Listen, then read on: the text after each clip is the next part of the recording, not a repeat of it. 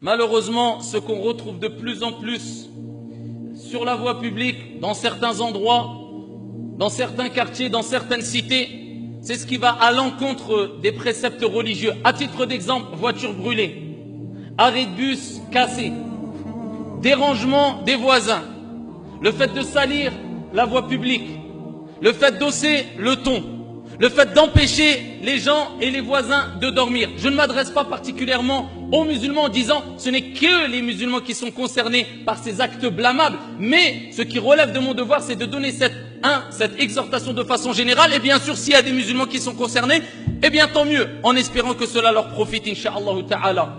Je pose simplement la question à certains jeunes qui peuvent être amenés à être témoins de ces situations, ou bien même peut-être être acteurs, qu'Allah Jalla wa Ala les guide vers le droit chemin.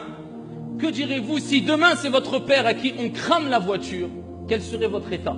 Que direz-vous si demain c'est ta mère, c'est votre mère, qui se dirige vers un endroit, peu importe, et qui veut prendre le bus ou bien le tramway et veut s'asseoir pour se réfugier dans un abri de bus parce qu'il vent ou parce qu'il neige ou parce qu'il pleut? Elle veut s'abriter dans cet abri de bus et voilà qu'il n'y a aucun abri parce que toutes les vitres sont cassées.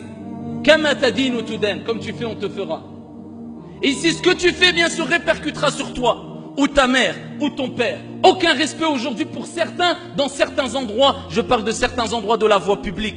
Alors que le prophète alayhi salatu wassalam nous rappelle que celui qui aura délaissé le bon comportement sur la voie publique, celui qui aura délaissé le fait de ne pas porter préjudice à autrui, eh bien aura raté énorme. Et celui qui le fait, qui portera préjudice à autrui sur la voie publique, dans la rue, sur la route, eh bien celui-là, eh bien on peut lui dire cela va te coûter cher. Cela va te coûter cher tout simplement parce que Da'watul mazlum mustajab, l'invocation de l'opprimé, c'est-à-dire celui à qui tu fais une injustice, si on veut, pour que tout le monde se retrouve, celui que tu vas celui à qui tu vas apporter préjudice, eh bien s'il invoque contre toi, et certains savants disent même si il est musulman ou même non musulman, s'il invoque Dieu contre toi, Da'watul mazlum mustajab, l'invocation de l'opprimé, elle est acceptée.